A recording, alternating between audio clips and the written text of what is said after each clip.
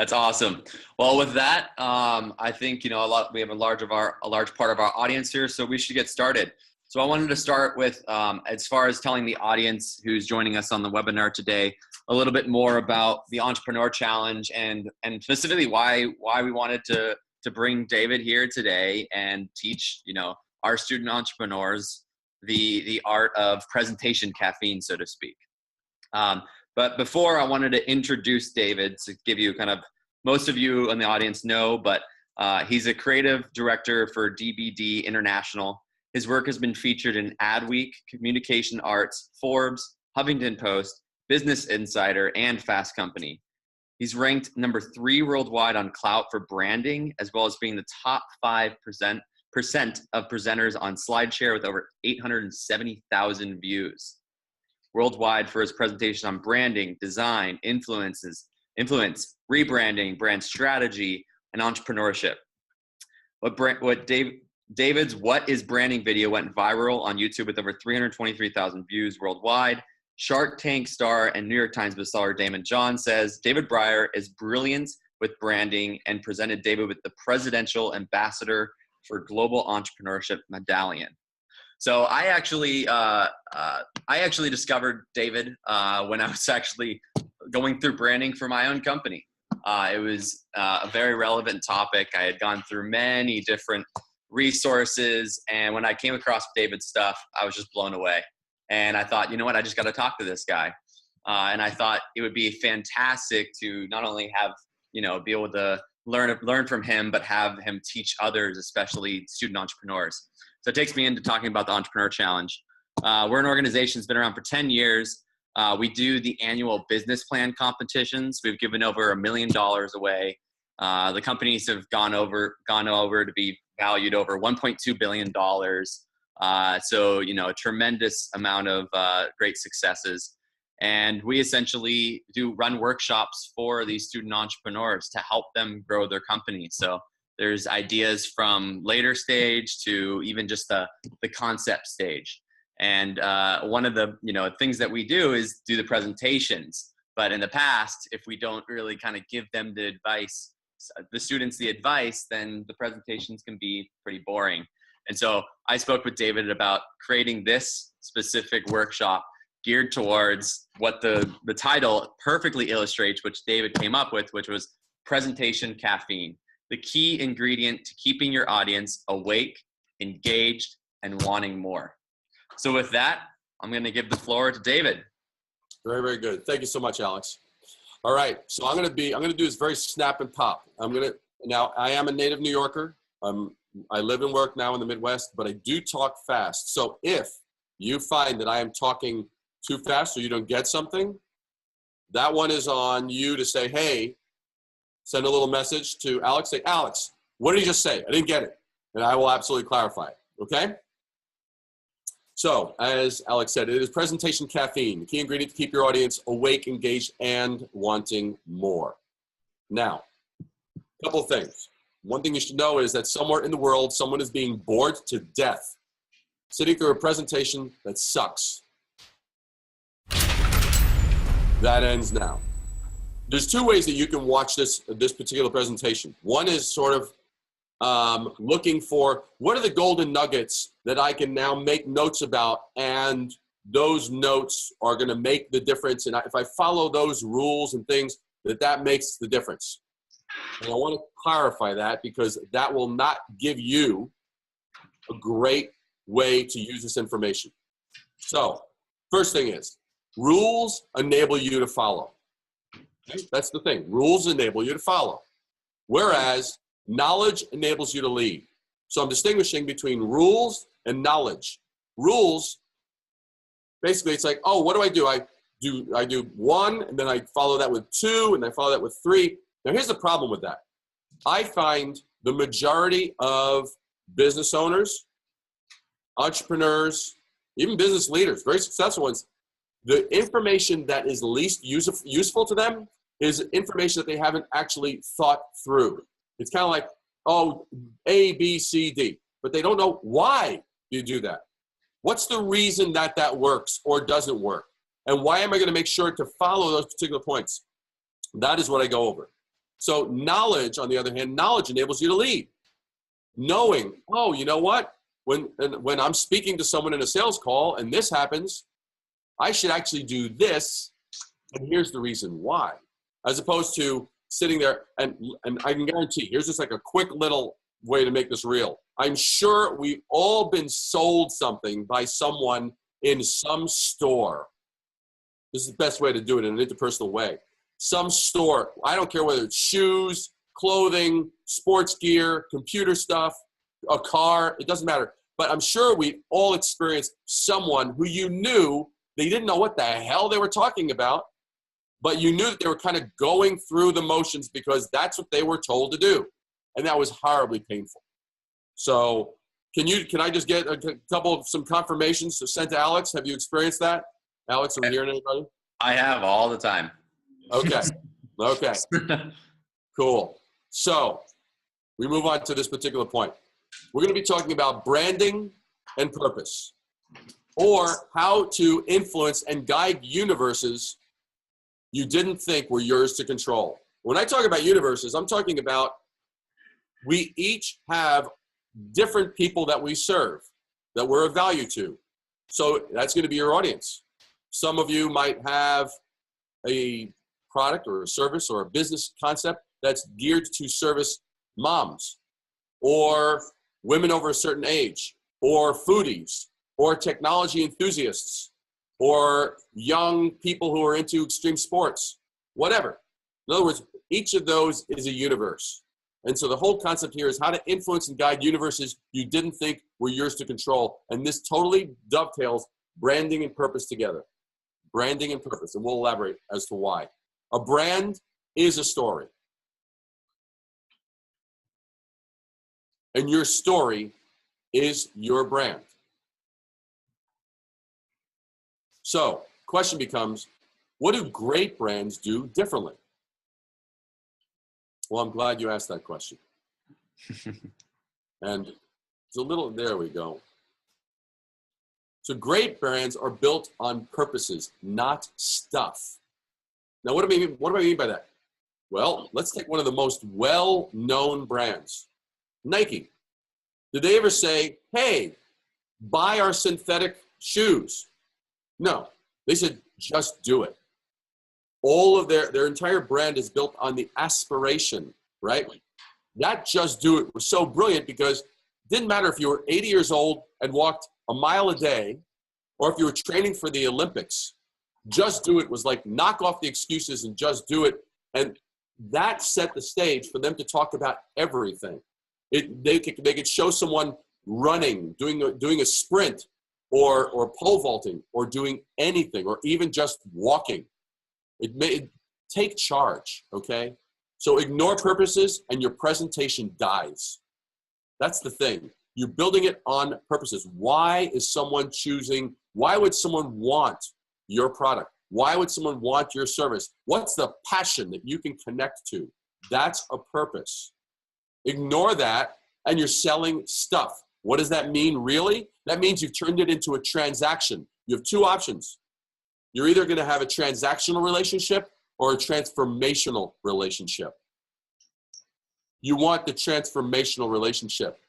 Because otherwise, if you have a transactional relationship where you're just selling your stuff, the inevitable outcome of that is someone's going to say, whoa, well, that's just whatever. That's XYZ, whatever. It's a commodity. It doesn't have that much value. I'll just find the one that's cheapest. You see, that's what happens. That's the road it goes down. Not because people are cheap, but because you and I blew it when it came to defining what that value was, what that transformation was that we made possible. So with that, I wanted to share with you the video. This has gotten over 337,000 views on YouTube. And this is nothing, there are no cats in this video, okay? There's no unusual creatures. There's no weird accidents. And there's no people, during spring break doing unusual things that people like to observe. So this is about branding. And it's about 2 minutes long. And I want to play it for you just to set the stage. What is branding? As creators, we want to think it's about us, our brilliant talent, are skills we perfected over the years. All these magical things: color, space, shape, tension, harmony, typography, beauty, simplicity. Then why do certain brands become great brands? Brands that connect, resonate, and spread like wildfire. It's because we tapped into our ability to see, not as ourselves, but as others. To see the minute details and trends others don't see, not just on the computer screen, or in books, or in galleries, but in and through the eyes, hearts, and minds of people. Geniuses have that special skill to look at the universe of people and translate that into the universe of visual and written communications, to transform those observations we each sense into something we can each tangibly see and understand. That is the magic. That is the spark. That is the genius that gets each of us interested and keeps us going for something greater, for something previously impossible, for something nobody ever thought of before. That is the magic of branding.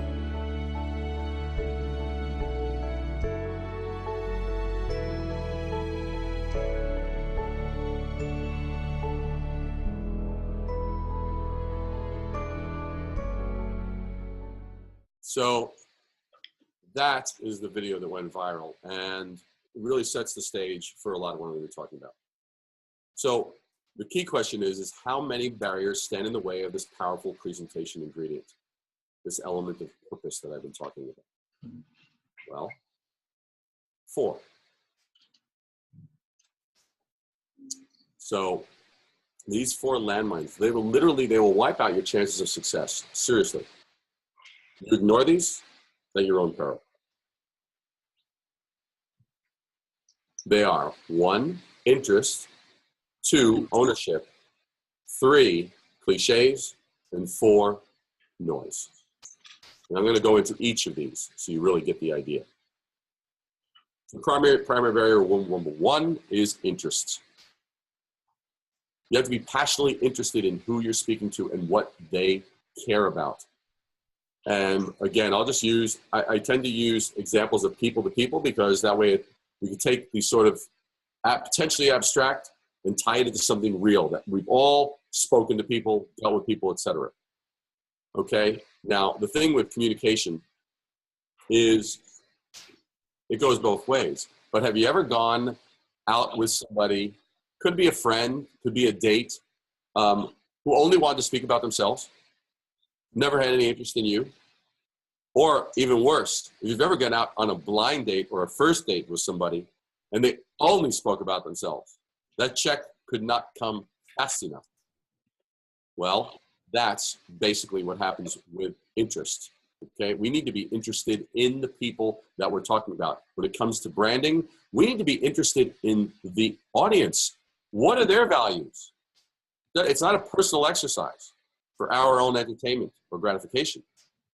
Of course, we need to be passionately engaged and care about it, but we need to be interested in the recipient. Primary barrier number 2, ownership.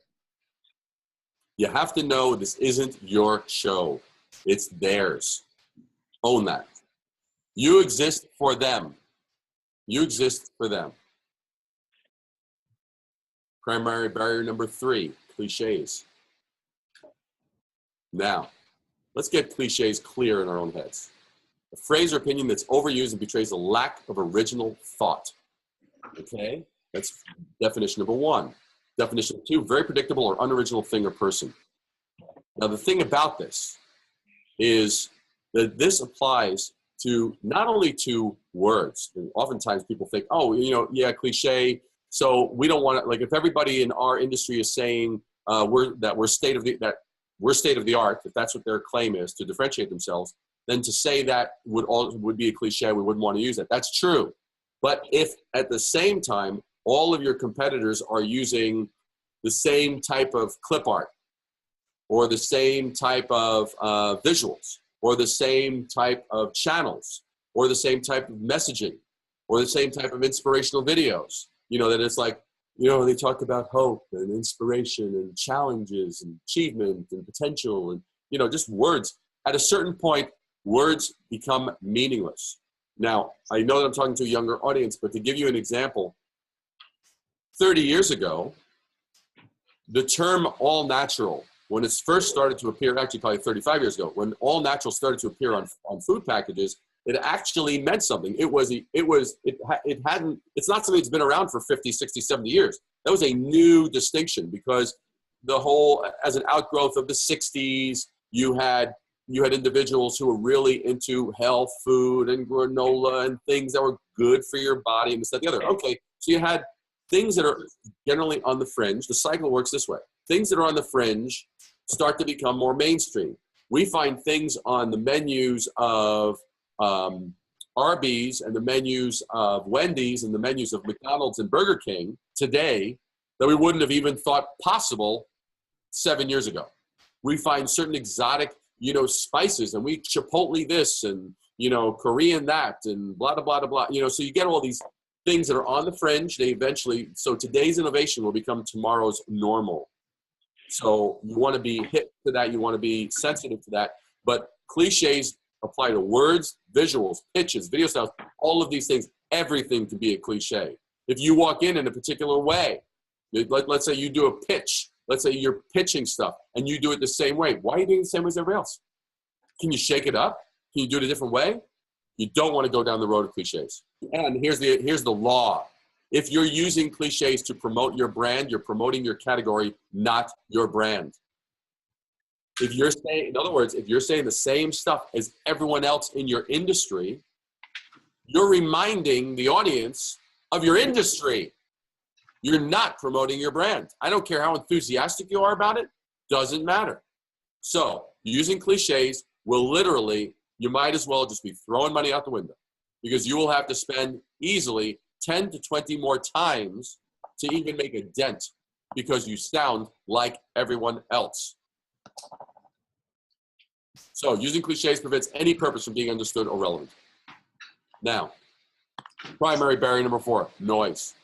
If everyone is screaming, you scream more? Do you scream louder? Or do you not scream at all?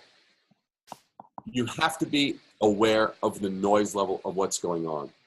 If everyone is in your industry is, let's say they're all using a particular channel, they're all like, you know what? We're gonna all go and do Facebook ads with these kinds of messages, blah, blah, blah, blah, blah. Well, maybe you need to be the anti-Facebook ad company. Maybe you need to take a different channel and get the recognition you deserve. That's just an example, but that's a distribution example. When it comes to branding, I'm more focused on the messaging point. What's your message? What's your distinction? But that's just an example. But I'll give you for instance, a very specific one. I recently branded a PR firm out of Florida. And we found that big companies they actually dislike PR agencies because a lot of the PR agencies, they promise the moon, but they barely deliver. So what happens is when you say you're a PR firm, it's kind of like, ugh. It's kind of like saying, hi, I'm a lawyer and expecting someone on the other side hearing that to be happy. It's not it's kind of more of a necessary evil. So what we did is we actually positioned them as the anti-PR PR firm. The first line in their presentation, their sales presentation, and you can find this on our website. It's a JOTO PR, JOTO PR. But the first line in their sales presentation, when they actually do a presentation to a company, is, we hate PR. It immediately, why do we say that? For shock value? Well, there's nothing wrong with having an icebreaker, but it wasn't just for shock value. It was actually for the reason that matched the objection and the reality of the audience. They were like, yeah, us too. Immediately bonded. And now we actually can connect on their purpose because people like to get PR. They just don't like to be promised the moon and ripped off when they're dealing with PR. So you must assess noise level.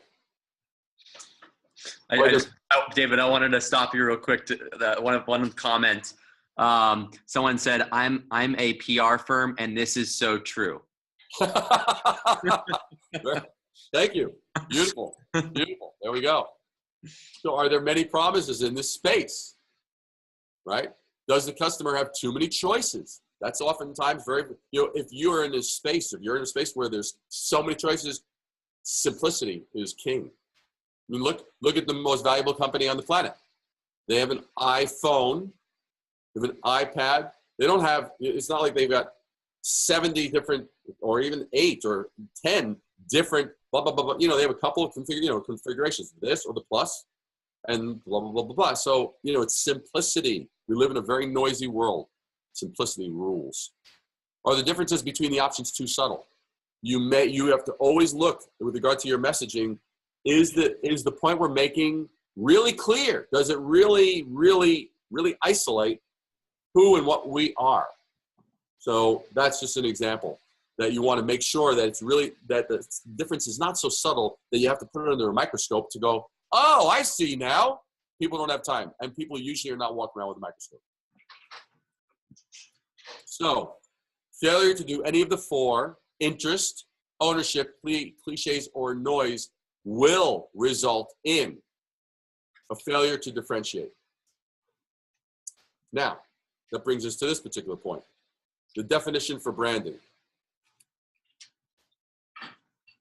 Here's an example. Which bottle did you notice first? Everyone says, well, the green one, obviously. Well, it's not so obvious. There are 3 amber ones, 1 green one. Why? There should be a 3-to-1 ratio that you would have noticed the amber ones first. But everyone goes, oh, the green one. Well, it's because it was different than the others. If it was a slight variation on amber, it would have blended in. So what happens here is this. Our definition for branding is this: the art of differentiation. I developed this definition after looking. I went to Amazon out of curiosity one day. I typed in branding and searched under books. At the time, I think there were over 6,300 results. That's books, over 6,000 books. Now, we're not talking about romance. We're not talking about dating. We're not talking about how to lose weight. Okay, all of those I would expect to have large volumes of books. But branding, this is a specific tool. I could dig it if there were a few hundred or even as much as 1,000. But over 6,000 books? Well, if you're interested in books, go ahead and read the 6,000 books. Or if you value your time like I do, here's a 4-word definition for you. It's the art of differentiation. You differentiate with everything from how you sound, how you talk, how you taste, how you smell, the kinds of imagery that you choose, the colors that you choose, the style that you choose. You should be uniquely you and not a shade of one of your competitors. So, would you like to see some examples of presentation caffeine? Let's do it. Very good. Well, here we go. Now, these are examples, actual examples for clients, so I'm walking you through these so you get the idea. So this is for a water. Now, water is an interesting space. Water, there's Dasani, there's Aquafina. Those are kind of sort of like common man's water. And then you got Smart Water. Then you've got Fiji. And then you have other different specialty kind of different waters, this and that, the other, and ones that have electrolytes and ones that have their alkaline, certain pH. Well, these guys had come to me and they had created a water that was very, very targeted. It was specifically for the athlete. Now, the thing about this is I could have taken a very, very dumb approach, which would have ignored the points that I'm raising. It would have ignored purpose. It would have ignored interest. It would have ignored cliches and noise. But I didn't. And here's how this message was told.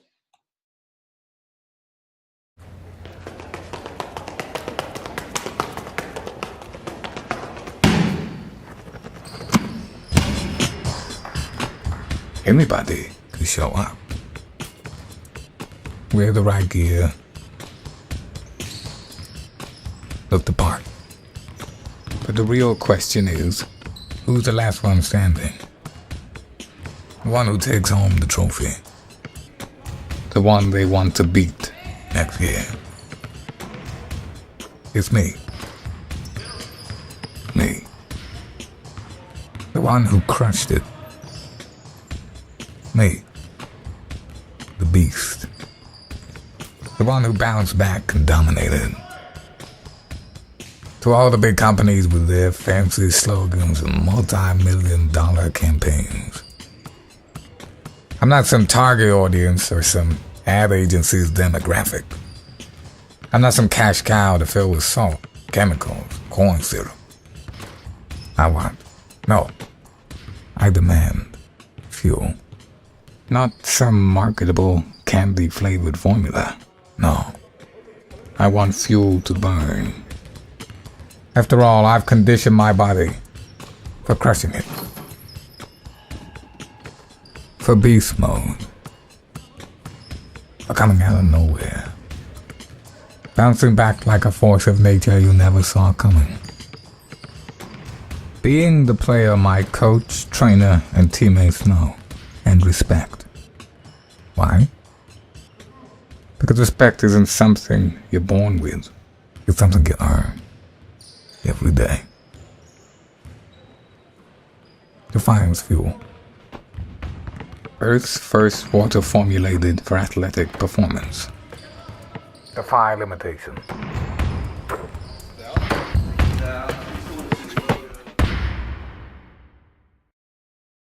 So the whole thing with that was it was connecting to their purpose. And what we found, I had to use the corny flame treatment on this number because they found that they were getting a 100% close rate.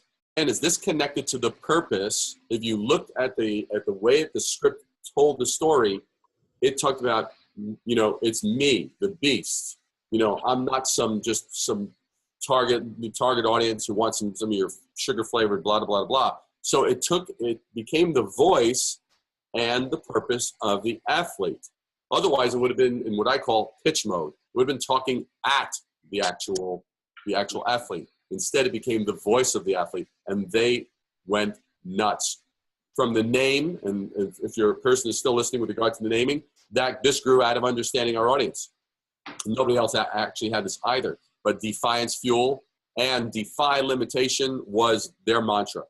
And so to also breathe life into the story, these are some other pieces to the story. And all of this applies to a presentation as well as creating a brand, because you really can't separate the two. If you have a great story, you'll have a great brand. If you have a great brand, you have a great story. So, and let me give you an example. This is a series of posters.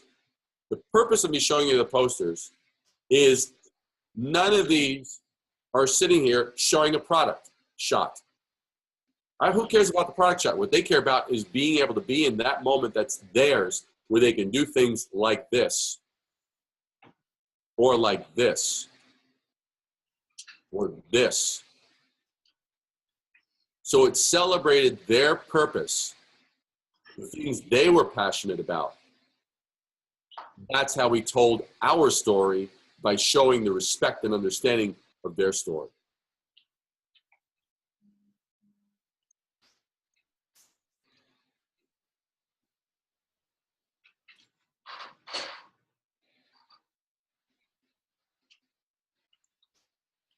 And you should notice there's never an excuse not to have fun. Please notice the upside down logo in the bottom right corner. So did you notice how the message was interested, right? How the message owned their purpose. Now we avoided cliches, and how it was done in a way that didn't add to the noise. It had its own unique message.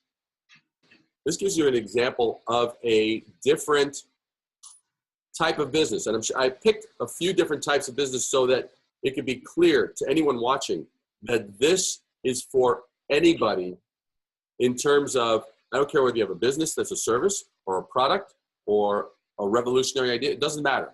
Now this is an example of a company. This is what they had before, Millennium. Now, the question about naming was mentioned, so I'll bring this up. I never want to choose a word that people have difficulty spelling. I can guarantee you if I went out in the street and I asked people how to spell millennium, 100 people, probably 98% would get it wrong. They either have one L or one N or both, and they act a tough thing. And it doesn't add to the message, because what this company is doing is they're providing companies like John Deere market research. So what we created was this, Landmark Performance. And the thing about this is that we found that performance is what they were about. And since they're dealing with stuff that has to do with the earth and agricultural products, unearthing product potential, Landmark Performance Group, it was a much better name. And to tell their story, this gives you an example of how we told their story.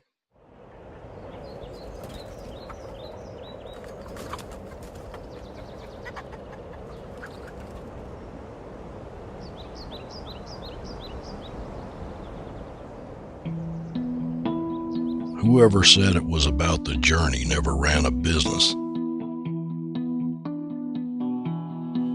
In business, it's about arriving.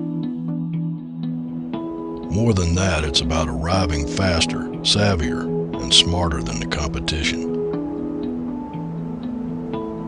That's how today's market leaders thrive.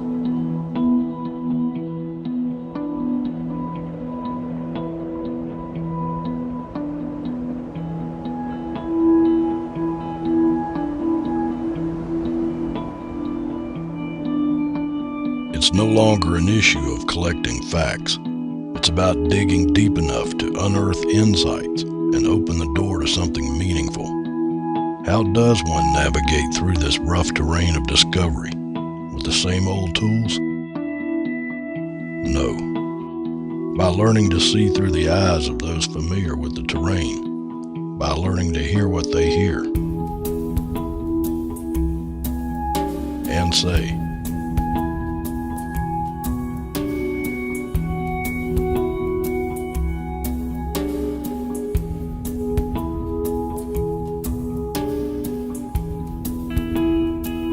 To unearth unarticulated needs that redefine a category or correct buyer perceptions, you need an unusual skill set, so what you say and do in the market strikes like lightning.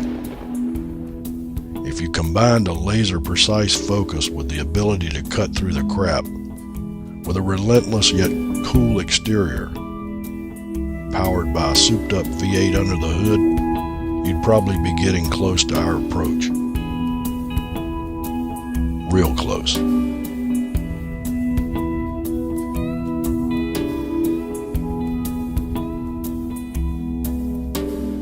Dumb questions never yielded smart answers.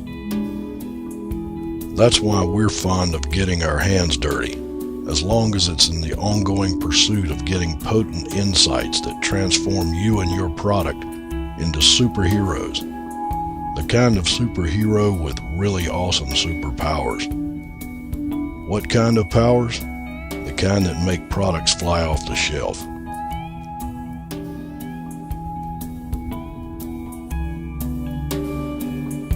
We don't care if people call us names behind our backs. Names like genius, clairvoyant, Jedi-like mind readers.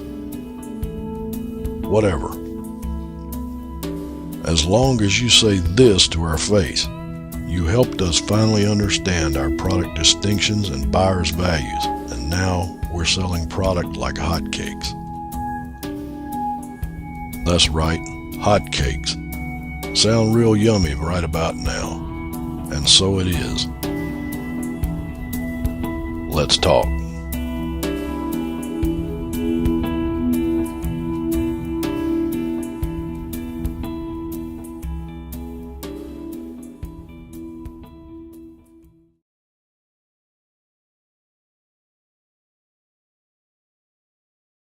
So the message was interested, right? The message owned the viewer's purpose. We avoided cliches and we refused to add to the noise. Those are the things. if you looked at it, what were we talking about in that message? We were talking about the needs, the values, the purposes, what their client liked. It wasn't saying, hey, look, let us tell you about us. Let us tell you about us. Look, we're, hey, we do this great, that we do that great. No, we talked about their pains, their obstacles, their frustrations. That's how it worked. So,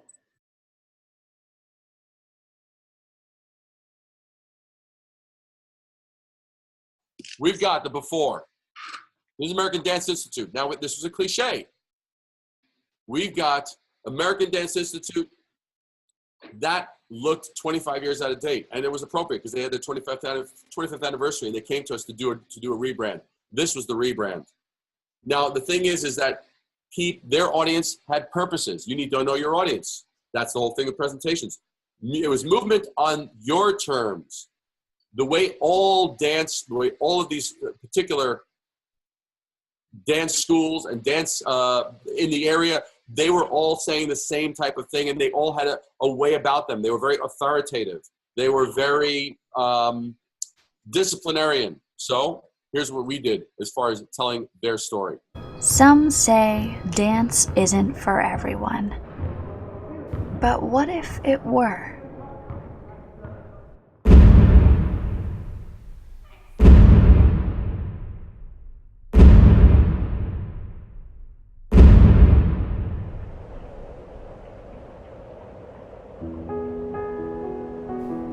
What if there was a community built on the joy and freedom of dance? What if there was an oasis, an institution that had one reason for being, that recognition of our inherent right to dance, to express ourselves?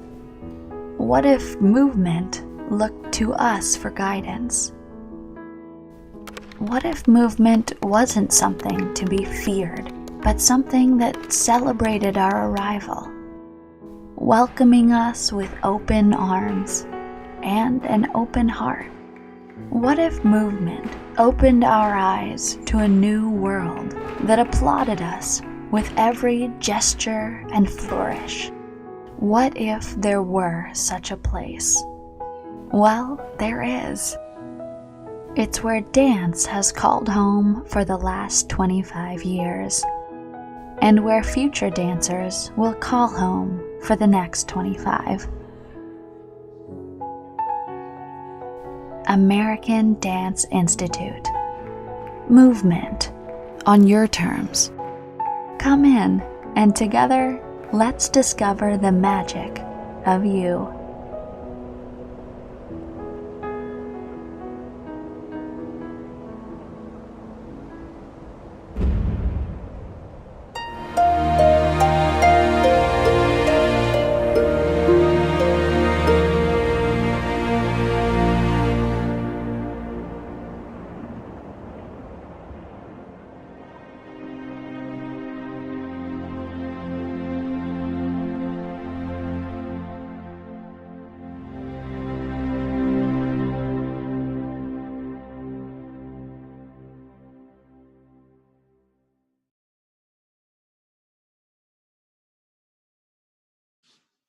So again, you see the story that's being told there, and and this is how it comes to life in the real world.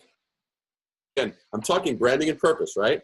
Branding and purpose. What are the things that are going to get your audience engaged?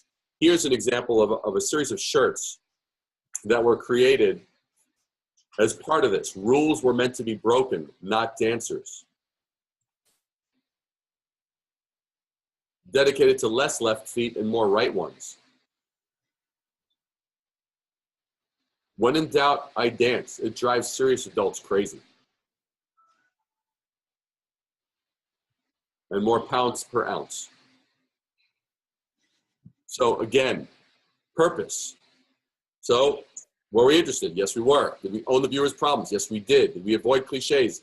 Yes. And did we bypass the noise? Yes. We didn't sound like everybody else. Everybody else, they're talking about different things. We talked about the factor of movement on your terms. You could be whatever weight, whatever skill level, whatever age, it didn't matter. That was an example. Now, So that is in the instructional space. This is in the product space with regard to coffee, okay? Coffee, talk about a noisy category, right? You've got everything from Starbucks to Pete's to the independents to the third wave. You got all this stuff going on. You got Caribou, all of these different brands. So Dunn Brothers comes to us and basically they want to refine their story. And we found that there was an actual reason that somehow everybody overlooked. So here's what we did as far as telling their story. It's been on my mind lately. I've been thinking about it a lot, actually. Is coffee just a drink? Or is it a pastime? Or an art form? Or a contest? Or a business? You know, some sit and ponder whether it's a science or an art. We tend to think of coffee and approach it as something entirely different. To us, it's about taste, about flavor, and about a passion that's been perfected since 1987. A passion for the ultimate convenience that's as fresh as it is real. For basking in the joy of life, its flavors, its aromas, its freshness, and taking in all that life has to offer. For those who want to sit back and take a moment to savor life's delicious pleasures, we're all in. And, like a friendly embrace, we couldn't do it without you. This obsession with taste is why none of our independent operators use automatic machines, since no push-button solution could ever replace the handcrafted nuances of flavor and aroma, and why the beans we sell are never roasted more than 5 days ago. So, whether it's a cup full of taste, a shot of goodness, a bowl of deliciousness, a plate of awesomeness, or a reward just for the heck of it, Dunn Brothers Coffee. Life's rewards done right.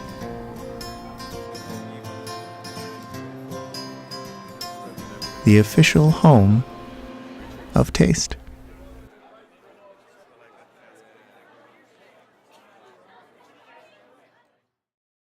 And the point was, and this is a very important lesson for you to know, don't ever overestimate or underestimate the obvious.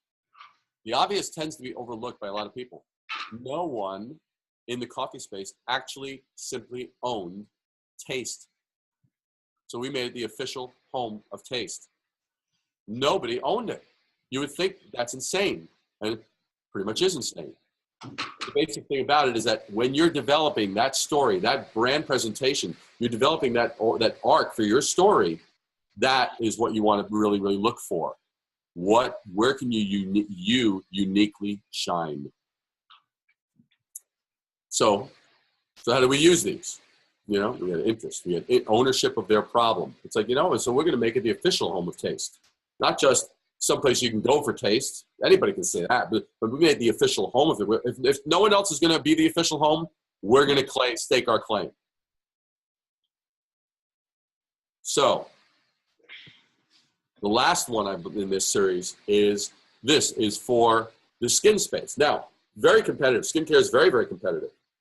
So how do we do this? Now, this is a play on words, undo, and you'll see what it actually means in. This is the packaging as an example, but this little video tells you. The beautiful things in life. They're what we each seek. They're what move each of us forward. And they're the best of us. And well worth protecting. Very simply, these factors are what inspired us to create something that was luxurious, effective, elegant, and simple, like beauty itself. All in recognition of those qualities that celebrate vitality, life, and the spark of youth. Our creation Undo. Let's defy the odds. Let's dare to shine. Undo what you don't want. Take back what you do.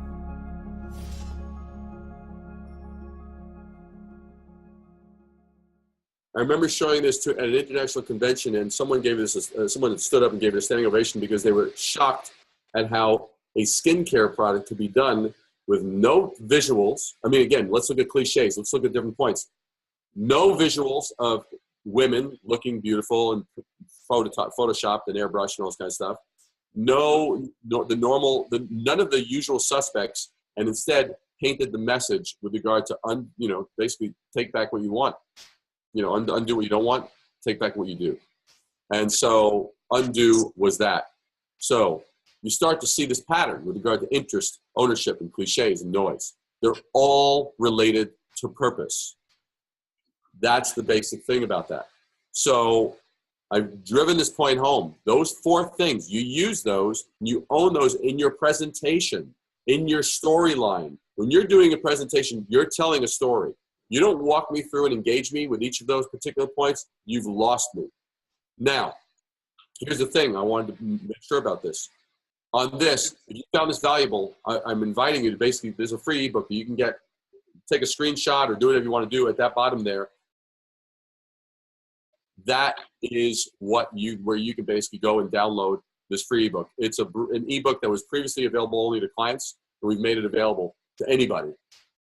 I wanted to thank you for an incredible webinar, and I look forward to continue the relationship. Thank you. Absolutely. Absolutely. Thank you. And if anybody has any other questions that they didn't get to ask, my email is right at the bottom of the screen here. Feel free to reach out. And thank you guys for being an attentive audience. I hope that you got a lot out of this. It's my goal to actually, provide you with value. So there you go. And I look forward to speaking with you. And Alex, thank you for having me. Thank you. Absolutely.